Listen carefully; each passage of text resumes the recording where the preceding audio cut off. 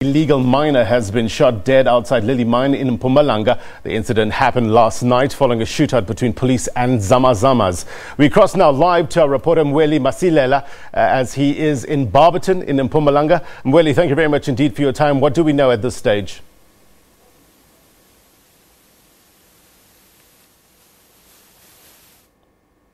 Lowe's Creek here in Mpumalanga. This is an area just close to Lilly Mine. You'll know Lilly Mine about the incident that happened some years ago. But now we are talking about an incident that happened last night, as we have said, where there was a shootout between police and some illegal miners. And it happened that one of the illegal miners was fatally wounded. But to tell us more about what happened is the spokesperson of the police here in Mpumalanga, Brigadier Leonard Tlati.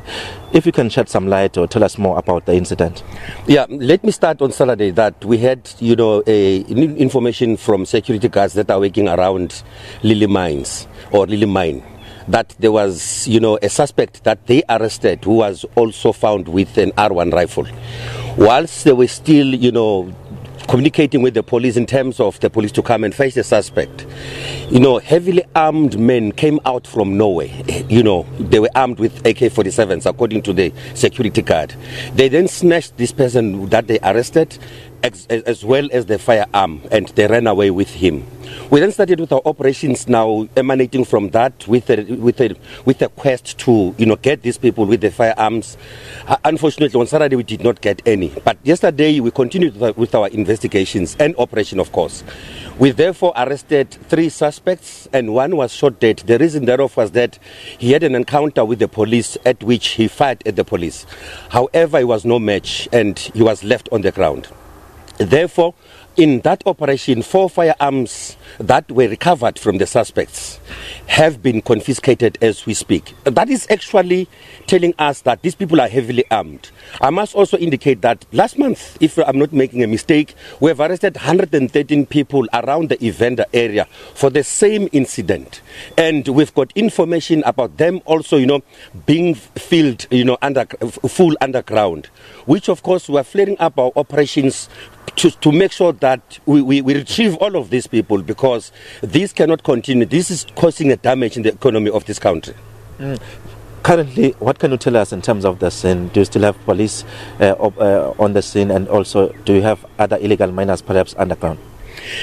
To ascertain that there are also illegal miners underground, it will be dangerous for me to talk to that question. However, we make some assumptions that there are still people under the ground, given the fact that 113 people in Evander that were retrieved, and according to them giving us information that there are still people underground. And even those that we have arrested currently, we source information from them, but this is not actually something that we can give it to the public. We are still continuing with our investigations. We are working with our stakeholders to make sure that we put this thing to an abrupt end. However, it is still a sketch, so we need to work together. Committee members also, they need to give us information to us, those who are buying this, because these people are continuing with these operations because they are buyers. So we need also to stop that market so that we can put this thing to a stop end. I understand I spoke to some business people in this area previously about this issue of illegal mining. They are not happy, saying that it's affecting their business. In terms of your engagement with other stakeholders, as you talked about stakeholders, what are they saying? Because seemingly this thing is not coming to an end. Yeah, you are correct. On the side of business, this is what they also elaborated to us, and we are concerned about that. Hence, I've also mentioned that apart from the business people, it's also causing a very big damage on the economy, the broader community of the country.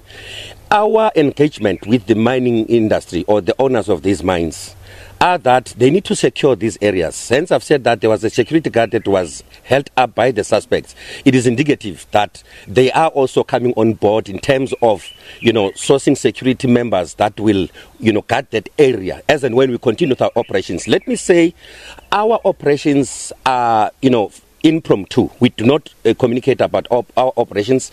However, with the mining industry, because they form part of our operations, we work together with them. There is a smooth transaction between ourselves and our stakeholders, because it is a problem to each and every one of us. Hence, we're saying as police, if we can succeed, because it's not only Mpumalanga, and it's not only the two areas that I have spoken about, Barberton and also Evander. We also have areas where gold was mined a long time ago, like, the Pilgrim Rest areas. You might find that there are also people down there. However, there is a very good working relationship between ourselves and our external stakeholders. Any imminent arrests? When are we going to see the suspects appearing in court? The two suspects, let me say, out of the four that we were busy with yesterday, one was shot and killed, the other one was shot and injured, is lying in the hospital under police guard as we speak, and two are expected to appear before the court today. Okay, as you have heard, that is the spokesperson of the police in Mpumalanga, Brigadier Leonard Tlati, telling us about the incident that happened last night, and also telling us that this is a problem that has been affecting business people here and the country as a whole. When we spoke to mine management in terms of this kind of stories, they said, for example, at Barberton mines, they're spending about 1.5 million rand on security each month. Then that can tell you in terms of the impact of illegal mining in this area. But we will be monitoring the situation here in terms of what will be happening in terms of the police operations. But for now, it's back to you in studio. Mweli, thank you very much indeed for getting us those details. Mweli Masilela live for us in Mpumalanga. Let's take a bit of a break.